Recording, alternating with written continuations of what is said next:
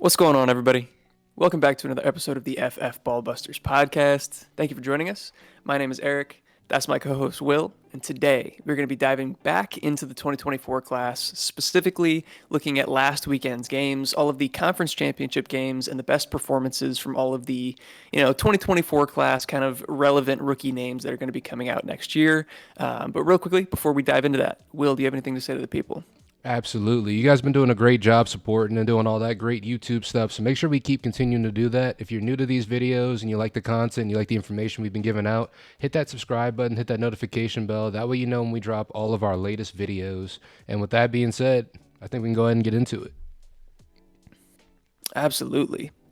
So I think the first game that we are going to talk about is probably going to be the Washington versus Oregon matchup, and what was a really tight game. Washington ekes out the victory of 34-31.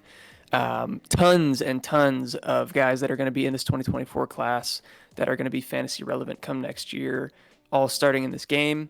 Where do you want to start with this one, Will? Let's start with the Oregon side of the ball. Let's start with Mr. Bo Nix. I feel like he had a pretty good game, all things considered. 239 yards, 3 touchdowns, and an interception. Overall, a good game, and then obviously getting it done on the ground as well too. 6 carries for 69 yards, nice. So that's always good to see from Bo Nix performing out there, just staying at that high level we've seen him at this whole season, especially against good competition like Washington right here. Yeah, absolutely. This is a recap of this weekend's games, but I also want to kind of extrapolate to how we feel if this kind of changed our opinions on these guys' prospects at all. And you brought up Bo Nix, we can talk about him and kind of Michael Penix Jr. together here. Mm-hmm. Does this change your ranking? Do you feel more confident, less confident in either of these guys? How do you feel about these quarterbacks heading into rookie drafts this upcoming offseason? It's funny because out of I guess the premier quarterbacks in the class, I think of these two as like the old guys of it. So I don't really think extremely highly of either of them in terms of I guess as a prospect. I think both of them are going to be good, but I don't think super highly of both of them. I think Michael Penix still kind of ekes out Bo Nix just a little bit. I just think he had to do a little bit less in this game for them to win it. You know what I mean? Yeah. He didn't have to Yeah. be spectacular. The thing just didn't call for it. So in terms of them moving around, I don't think this moves too much around for me, but I think it is still a good, solid showing from both of them. Yeah. I think solid is probably a good term. I'm still not really sold on either of these guys in terms of they'll I think they're both in the mix for kind of late round one draft capital in the NFL draft, maybe early day two, and probably similar in rookie drafts, kind of the end of the first, early second type draft capital. Mm-hmm. And I do want to give credit where credit is due to these guys, like Michael Penix Jr. Showed a lot of flashes of arm talent, touch placement, which is definitely something to get excited about. He had that one throw in particular where he hit Odunze on a deep crosser that showed off all of that crazy arm talent that he has. I thought that was really cool. But he's still got a lot of inconsistencies when it comes to his accuracy. He's virtually immobile, like he's a statue in the pocket. And he's a sixth-year player, which I'll give a little bit of a pass to him because a lot of that is due to injury. But even that, those are red flags too. I'm not Mm-hmm. sure how many NFL teams are going to look at his injury history and not flag that, not be okay with that list of medicals for him. So that definitely gives me some pause with Penix. I think Bo Nix, I look at in kind of a similar lens, fifth-year quarterback on his side without the injury pass. He just wasn't good when he was at Auburn, got to be better at Oregon. But similar issues where there's just inconsistency in his processing ability and his placement. I think the redeeming qualities with Nix, though, are, like you mentioned, definitely mobile. He brings that ability to get outside the pocket, create not only with his legs, but also with his arm on the run, which I think is important. And he's also really good with his sack avoidance, which I do think translates well to the NFL level, and that's going to be really important for him. Mm-hmm. So with Nix especially, I'm probably going to let his draft capital dictate where I'm comfortable taking him. But really, just to circle back to the point that you made in the beginning, I'm not super excited about these guys being difference-making fantasy assets at the next level. Yeah, absolutely. I agree with all those sentiments right there, to be honest with you. Bo Nix has come a long way, but it's still not anything to get super excited about for either of these guys.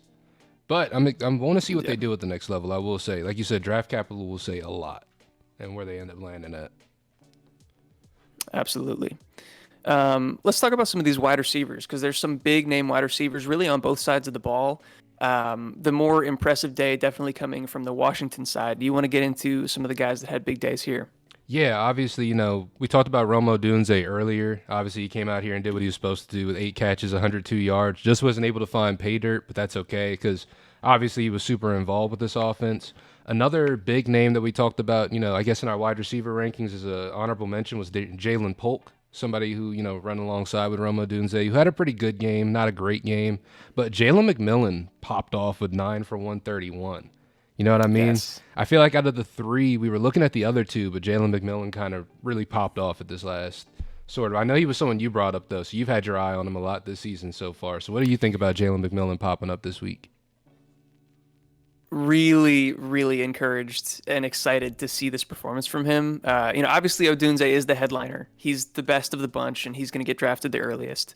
But Polk really has kind of carried the load as the second wide receiver this season because McMillan has been dealing with a knee injury basically all year. I think this is only his second game that he's played since like the middle of September. So we haven't seen much from him this year. But last year he had a great season, over 1,000 yards, 9 touchdowns. He was super involved. And so to see him lead the team in receiving in such a big game was definitely awesome to see. And I think he's definitely going to be in the mix in that kind of early day two range as well. So all these guys are definitely or should be on your radar when it comes to rookie drafts. Absolutely agree with that. And just looking at that side of the ball, not really much else to talk about. But over on the Oregon side, I guess things get a little bit more interesting because we were talking about Troy Franklin as sort of the guy over here at Oregon. And while he did, 4 catches for 34 yards isn't, an absolute zero day. It's not what you want to see out of somebody in a championship game. And Tez Johnson, somebody that you brought up as an honorable mention, I believe as well, someone who popped off this week. Not really popped off, though, because it's still 5 for 68. So it's like, what do you make of this receiving core over on this side of the ball? So this isn't going to change anything for me necessarily for Troy Franklin. Like I still believe in him. We have a full body of work from him where he's been incredibly impressive. I think Washington did a good job focusing in on him and shutting him down. And also Bo Nix just spread the ball out really well. There were what, 1, 2, 3, 4, 5, 6, 7, 8, 7 or 8 players that all caught passes in this game, and we're all, the production was spread out fairly evenly, is what I'm trying to say. So nobody had a big game. Tez Johnson got most of his production on one long catch where he broke a couple tackles in the middle of the field. So it just wasn't really a statistically impressive day for anybody on Oregon's side of the ball. I'm not going to knock Troy Franklin for this performance, but to your point, we would have liked to see him kind of overcome what Washington was trying to do to stifle him and have that big game regardless. Yeah, it sucked to see that he didn't, have a great game, but also, like I said, it's not an absolute zero day. He was still involved, still I guess just taking a look at the stats here, only person that had more receptions than him was Tez Johnson and Bucky Irvin. So, like I said, it's just a weird day to see. Like you said, they spread the ball out pretty well. Terrence Ferguson, the tight end, scored 2 of the touchdowns for them as well, which is kind of unexpected. So, yeah, it does kind of move things around a little bit. Yeah. And then lastly, I do feel like just with some of the news that we've gotten at the running back position in this class as of late, we probably should talk about some of the deeper names at the running back position. We have 2 guys that I do think will probably end up declaring for the draft. We'll see. I don't know. There's so much speculation around the running backs here, but Dylan Johnson for Washington had himself quite the game. And then Bucky Irving's a guy for Oregon that's been talked about on the draft radar this whole season. Again, not very statistically impressive. What was your take from the running backs in this one? Yeah, it's like you said, besides how the guy for Washington, I'm forgetting his name right now because I'm not looking at it, Dylan Johnson, how he performed this week was all in all impressive. Like, he did really well. It's definitely something that's going to move him up draft boards just because of, like you said, the news that we've gotten this week about the running back landscape. For those of you who are unaware, Travion Henderson may be staying at school for another year, not declaring. Raheem Rocket Sanders is also entering the transfer portal and not leaving. So it's a bit of a shakeup at the position right now we're trying to readjust for. But Dylan Johnson definitely did some things that made me a little bit more optimistic, and he was efficient with the ball as well, so good to see there. Bucky Irving, on the other hand, I'm not sure. Like you said, it didn't really have the best season to go along with that as well. So I'm not really sure where that kind of leaves him in this spot. But for Dylan Johnson, he made a decent case for himself, at least with this game. Yeah, Dylan Johnson's an interesting case where he was at Mississippi State for the first 3 years of his career and then transferred and has really shown up this whole season for Washington. He's been carrying the load for them. He's been the workhorse. He's a nightmare for any defender to try to tackle. He's just a tank. I don't know how well he translates to the next level in terms of like explosive plays, what he's going to mean for you as a fantasy asset necessarily, but I do think he deserves to be getting more buzz than he is right now. Bucky Irving is kind of that more like twitchy, explosive, big play athlete, and I do think I'm still excited about what he can bring to the receiving game out of the backfield at the next level. But yeah, he's struggled against some of the better teams on the ground, and the efficiency has gone down quite a bit. So he's also undersized. I think he's 195 pounds. And we've seen guys like that succeed, so I don't want to take that entirely away from him. But yeah, I just wanted to make sure to mention their names. But again, neither of these guys are like top end prospects. Yeah, and then just taking a look at the game log here, last time they played against Washington, he had a lot more success, but wasn't able to find it this time at all. So maybe that was something they keyed in on this time around. Could be the case that stifled him a little bit this week too. Because that first meeting, 22 for 127 and a touchdown, to go to that from that to 9 for 20, it seems like there was a game plan involved there. I think you might be onto something there, Will. Yeah. But yeah, I think. Yeah. Is that going to round out this one for you? I think so. There's not too much to talk about with these guys here. Yeah, that's just a little bit of a log jam right there with both of us. This delay on Discord has not been helpful for our chemistry as of late, but that's okay. We keep it rolling. Which game do you want to go to next? That's a good question, man, because it's weird because it's championship week, but in terms of fantasy relevance, let's go to Georgia. Let's go to Georgia, Alabama for the next one. I like it. So this was another nail biter. Bama barely gets the victory. Well, I don't want to say barely. The score was a little bit closer than kind of what things indicated, but Alabama wins 27-24. This was a knockdown, grinded out type of game. This was a lot of defense, a lot of running the ball. So in terms of the pass catchers that I think are what we were most excited about from the Georgia side of the ball, not a ton to talk about, but we can get into it a little bit. Yeah, the one thing that was good to see from the Georgia pass catchers is that Brock Bowers was still leading in receiving. Although not like, the most world-breaking game in the world, but it was just like you said, it was a weird game for everyone all around. Georgia just couldn't really get it done through the air. Even just looking at the quarterback, Carson Beck, only 243 yards on the day, no other real stats. So he had a rushing touchdown, but nothing through the air is what I mean. So seeing Brock Bowers still come out and perform, even though he's still kind of coming off / dealing with this injury, was encouraging at least to see that he's out there on the field getting things done still. Ladd McConkey, however, would have liked to see him get a little bit more involved. I feel like his style of play would have fit a game like this a little bit better, especially with the, talent he has with being able to find those open space and keep drives alive. I would have thought that would benefit them a little bit more here, but he wasn't able to find a whole lot of success with this team. But what do you think about the Georgia receiving core? I agree 100% with you. Brock Bowers, 553. Against this Alabama defense, it was hard to get much of anything going, so that stat line is perfectly impressive for me. And some explosive plays, too, where he was showing off that run after the catch ability. So I liked that a lot. And I completely agree with your take on McConkey. It seemed like the game where he would need to step up to help this team, and it just didn't quite happen that way. I don't know that it moves him down too much for me because he was always kind of that like fringe top 10 in the group anyway. Mm-hmm. But it's not, vaulting him easily into that top 10 for me, for sure. So I don't know.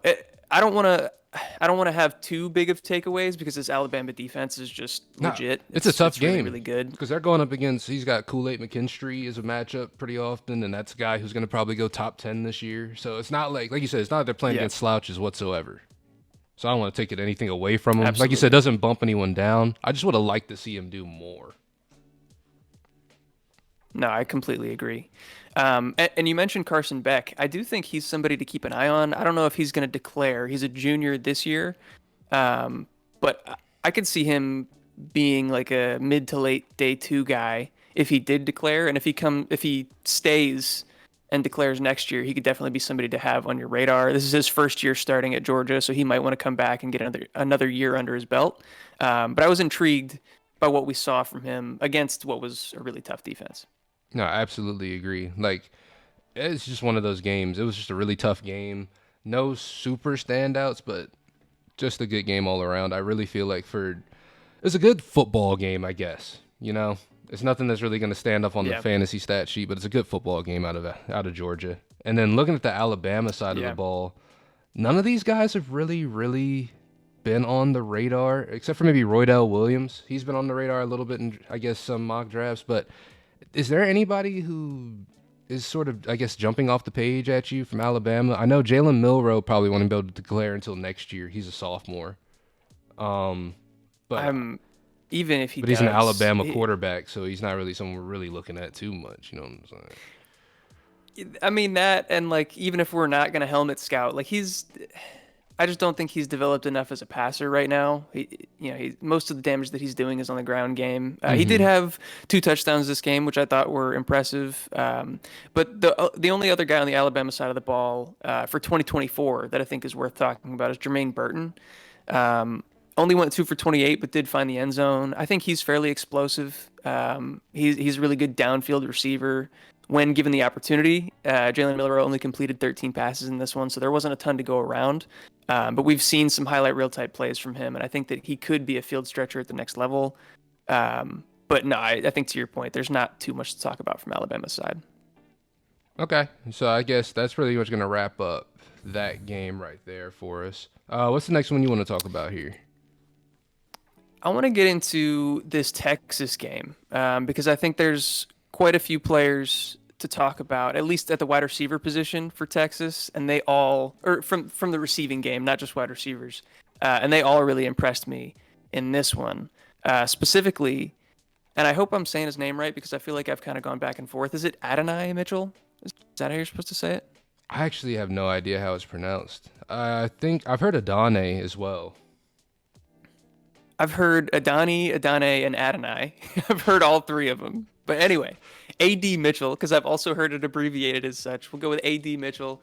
Somebody that you shouted out in our last wide receiver video. You had him fairly high. I think you're wide receiver 5 or 6, and you had him Mm-hmm. above Xavier Worthy, which at the time I thought was kind of a hot take. But he has absolutely been skyrocketing up people's draft boards as of late, getting a lot of first round NFL buzz. So I want to hear your take on his performance in this one. Nah, he just kind of did everything I would want him to see there. And he was hooping this week, 6 for 109 and a touchdown, and he had that 62-yard completion as well. So that's on top of that. He's kind of getting everything done you would want to see, especially because you would expect those huge splash plays out of Xavier Worthy, which he did have. He did have a 54-yard reception, but just seeing Adonai Mitchell also follow that with a 62-yarder shows he kind of has that splash ability too after the catch. So that was awesome to see. Yeah. But someone else I was really cool to see perform as well was Jatavion Sanders for the tight end group as well, because he's someone I believe I had as my tight end 3. He may even be moving up a little bit to tight end 2, but just because I haven't really seen a whole lot of Jaheim Bell, I feel like at this point in the season, I don't know, the name's kind of fallen off a little bit, but Jatavion Sanders is still out there performing. Obviously, 8 catches for 105 and a touchdown is nothing to shake a stick at. Obviously, when you look at him, Brock Bowers to him, there's going to be a steep drop off. Yeah. But just seeing him go out there and perform was good to see. So him and Adonai Mitchell were definitely the two standouts for this game. But that's not to say Xavier Worthy didn't perform. Still 6 for 86, still good. But it's just, I don't know. It's like I said, I felt like Adonai Mitchell was the more complete receiver out of the two, and I think that kind of shined through this week a little bit more. Yeah. I completely agree with that perspective. I think that's been the case this entire season. Mm-hmm. Adane provides more at all levels of the field. Yeah, like you said, more complete, I think is a good way to put it. But I was genuinely really impressed with Xavier Worthy's performance in this game. He showed a lot of that explosiveness, not only just on downfield receptions, but also his ability to take balls from the line of scrimmage, whether it be in the screen game or in the short slant game, and take those for huge plays. And I think that's absolutely something that's going to translate to the next level. He looked good after the catch as well. Looked kind of physical. He had that one play where he trucked somebody at the goal line Yeah. at like 175 pounds.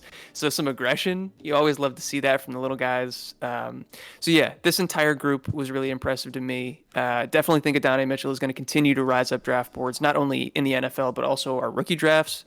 And yeah, Jatavian Sanders definitely solidified himself as the tight end two for me. A fair amount of his production in that touchdown did come off of, I think it was like a flea flicker where he was just left wide open.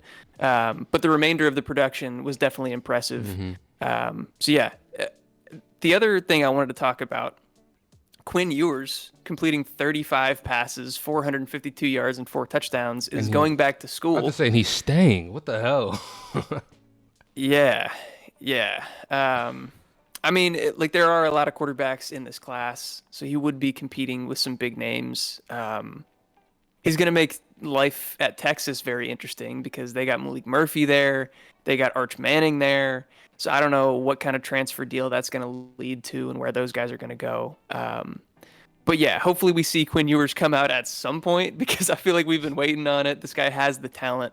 We just need to see it consistently from him. And at the end of the season here, it seems like he's finally starting to put it together. Yeah, Quinn Ewers, when I first heard that he might stay at school, when we first got that news, at the time, I wasn't really surprised. You know what I mean? Because at that point, not a whole lot was going on. It made sense. At this point now, it's like, all right, he's staying at school, but he could leave if he really wanted to. He's really solidified that option for himself. But for him staying, I think, like you said, it's going to make life at Texas a little interesting. Me personally, roll Terps. One of them I feel like is going to end up at Maryland. I hope so. I hope so too. We got him right here, baby. Let's go. But for Quinn Ewers, this is obviously like what you want to see out of Quinn Ewers, and this is what we hope to see out of him this whole next year if he stays. Because I feel like if he isn't doing this every week, if he stays next year, kind of what's the point? But yeah, that's all I really got for the Texas side of the ball right there, at least for Quinn Ewers. Yeah, and then there's not too much to talk about from the Oklahoma State side. I feel like Ollie Gordon, their running back, has been one of the only names to get like real NFL draft buzz and like dynasty buzz. He had a tough game, going 13 for 34, pretty inefficient against what was a stout Texas defense. Let me pull up his season stats, but do you have any takes on Ollie Gordon while I'm looking that up? He's a sophomore, right?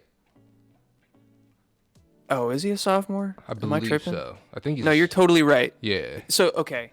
Devi buzz, I guess, is what I've been hearing in the Twitter sphere, not dynasty buzz yet. So you're right about that. Okay. But no, even just looking at the game logs, this is a lot to get excited about, to be honest with you. He's somebody I didn't know a ton about. Yeah. I'm not too into the super far forward stuff.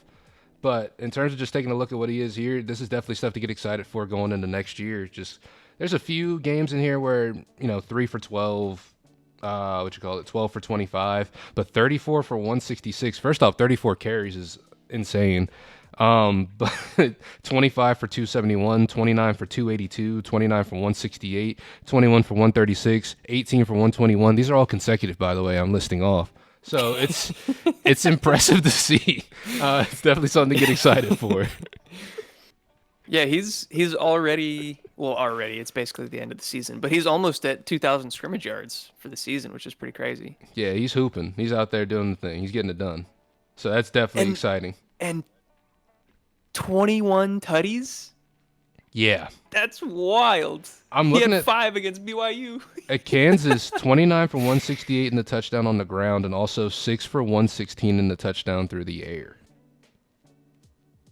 Whoa.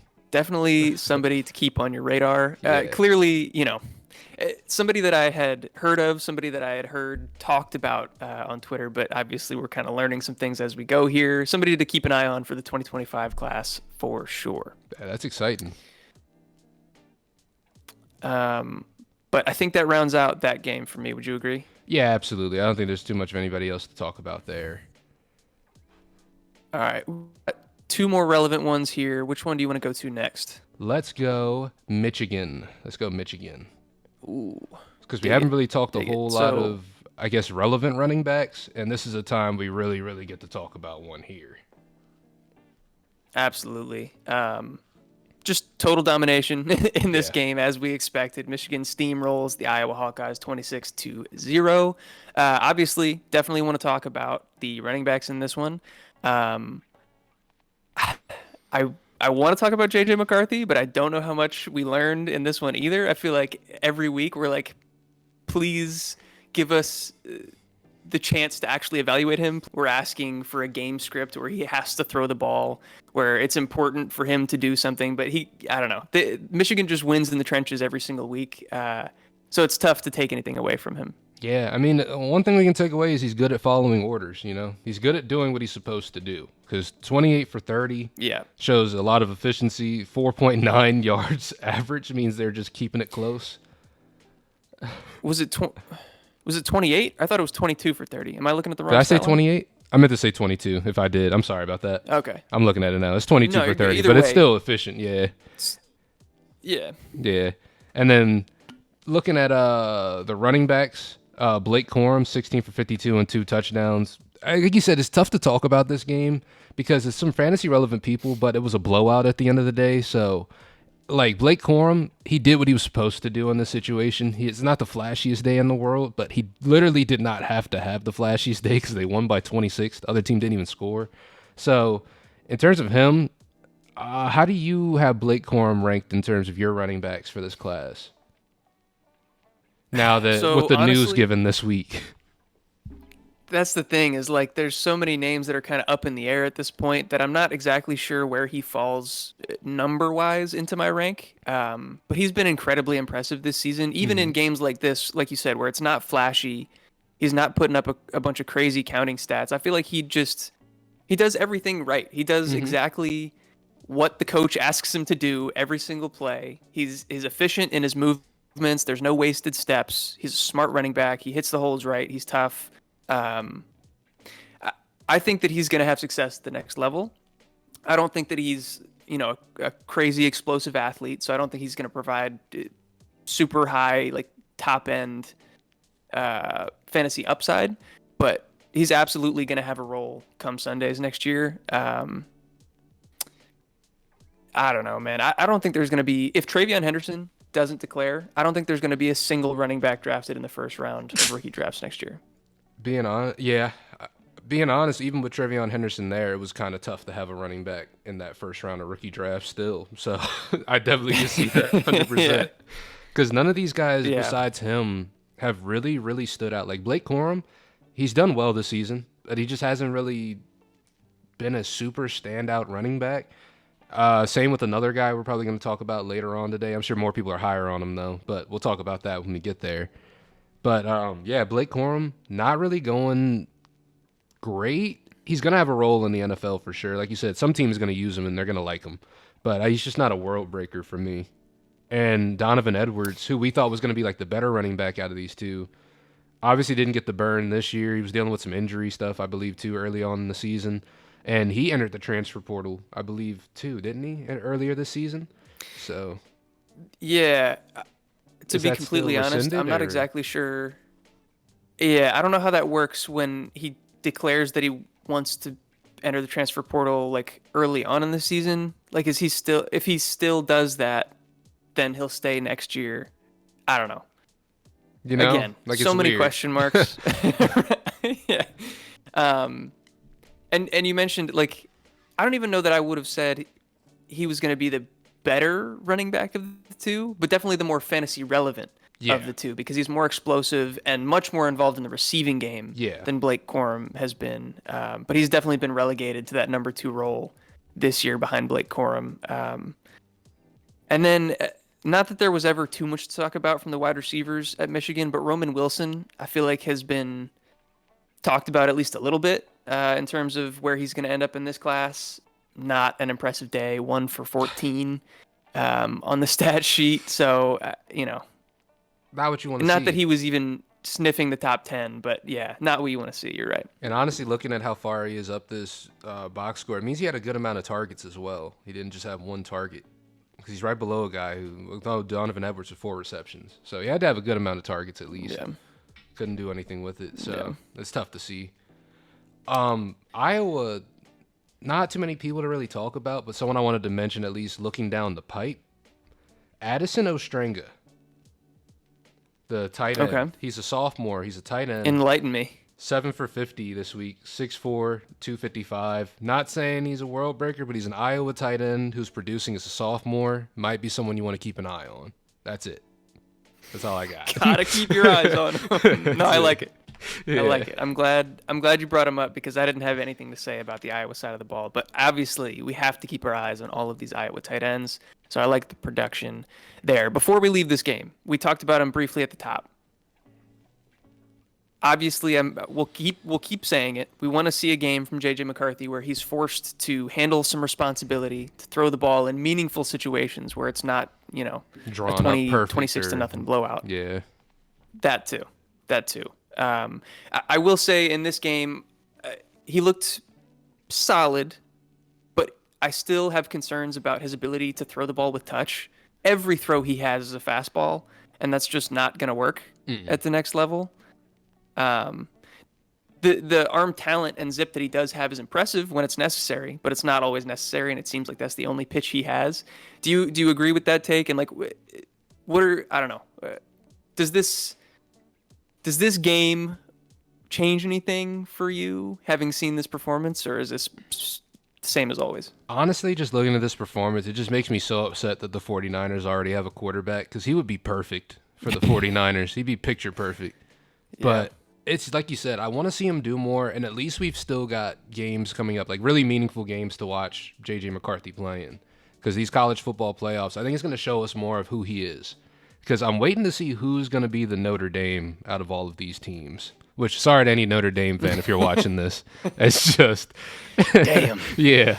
But someone's got to do it. I feel like someone does it every year. And I'm hoping that, J.J. McCarthy does show us something, like you said. Because I do believe in this Michigan team. They've been playing really well this year. And I want to see him do well. And I want to see him go to a team next year that he can actually perform with. But I have this sinking feeling that he's going to be a great game manager at the next level. And that's about it. Yeah. No, I think I feel pretty much the same way. But yeah, we'll see if we get shown anything during the college football playoff. And then the last game that we have to talk about here is Florida State versus Louisville. Unfortunately, it'll probably be a quick discussion because it was a 16-6 game. It was all defense. We're talking third-string quarterback for Florida State who only completed 8 passes in a game where we wanted to see stuff from the receivers. Yeah. But take it away if you have anything to talk about. I mean, Trey Benson is the name I was talking about earlier for the running backs. He's someone who people have commented on our videos and said he's the RB1 for this class. And congratulations through whatever means it was that you used, whatever dark magic you pulled out. He is the RB1 for this class now. Maybe. Assuming Trey doesn't play. Assuming. But it's just, he didn't do much this game, but I also feel like it was a game he probably really didn't have to do too much. They come out with the win, so all in all, they did what they were supposed to do, all in all. But it's just nothing to really get excited about, like you said. It's tough. Keon Coleman, 4 for 19, but playing with the third-string quarterback in a game where he only completed 8 passes. So on the bright side, he caught half of the passes that were thrown, Yeah, 50%, reception share. Yeah. But other than that, this game didn't really show us much except Florida State getting it done against adversity. That's about it. Yeah.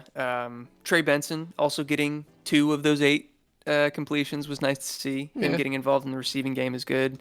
Johnny Wilson, the only other relevant receiver that we would have talked about, getting the remaining 2 receptions out of the 8.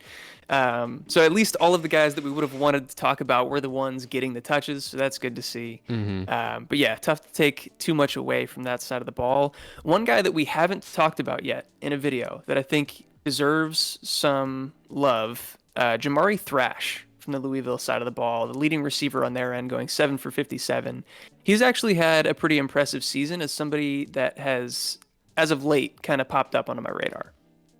Okay, he's someone I didn't really have too much on the radar. I see him on the game log here now. Taking a look, he's a junior, so he will be eligible. So what are you thinking about this guy right here in terms of production? Because I've seen some games where he has some good games here. He's pretty efficient too. Well, not even efficient, but what do you think about this? So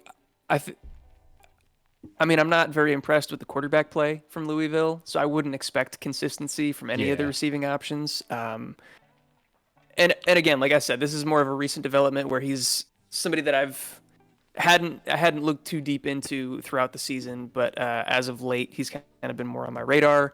I think that in the opportunities that he's gotten, he's been very efficient. I've seen some of the highlight tapes. Like, he's got some explosiveness, he's got speed, he's good in the open field. And those are some things that can definitely translate to the next level. Again, not a top 10 guy. This class is super deep, and so he's competing against a lot of top level talent. And also, similar situation, we have to see if he declares and even comes out. But definitely somebody that I think you should have on your radars as well. Yeah, I agree. And then, like you said, with the combine and stuff like that too, any of these guys could easily shoot up draft boards even more. And this is a candidate right here, definitely a candidate. So I like that. For sure. But I think that will probably wrap up that game. There were some other conference championship games that went on this past weekend, but not with any relevant players to really talk about. So I think that'll probably round out the video for us. I hope you guys enjoyed. Hope you guys learned a little bit of something. Let us know your opinions on some of these guys. Obviously, the top level talent, the Washington Oregon game, the Alabama Georgia, those are the guys that we're most comfortable with. But there's plenty of people out there that watch a lot more college football than we do. So if you know these guys, the ins and outs better than we do, let us know how you feel about some of these prospects, whether you agree, disagree. And then, like Will talked about at the top of the video, if you can continue giving us that support that we've so very much appreciated, if you could hit that like button, hit the sub button, hit the notification bell, keep that support going, that would be fantastic for us. But I think that's all I got. Will, you got anything to say to the people before we head out? Yeah, make sure you guys check out the links down in the description below to all of our sponsors, or I guess our sponsor over at Do Numbers. And make sure you check out our link to the Discord down below as well. Join the community. We've had a lot of great people joining up, talking fantasy football, talking just a lot of different stuff every day. So join up with that community and just join the conversation. Also, if you happen to know anything about the Troy Appalachia State game that we need to know about, drop that down in the comments down below. Same with Liberty and New Mexico. Yeah. That's all I really got for the people, though. So if you made it this far into the video, as always, we love you, and we will catch you in the next one. Peace. Peace.